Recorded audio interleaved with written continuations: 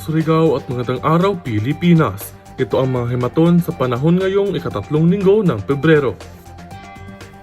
Ngayon, Lunes, ika-19 ng Pebrero.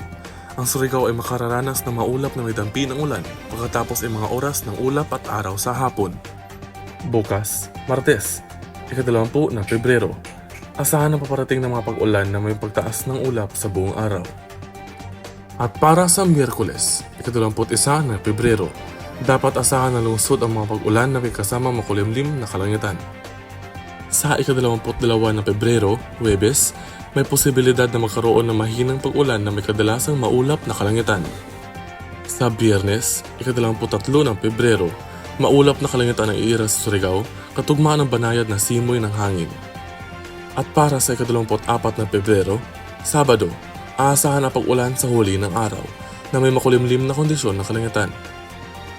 At sa wakas para sa Linggo, ika-25 ng Pebrero, dapat asahan ng mga Surigao ang pagdaan ng ulan sa buong araw.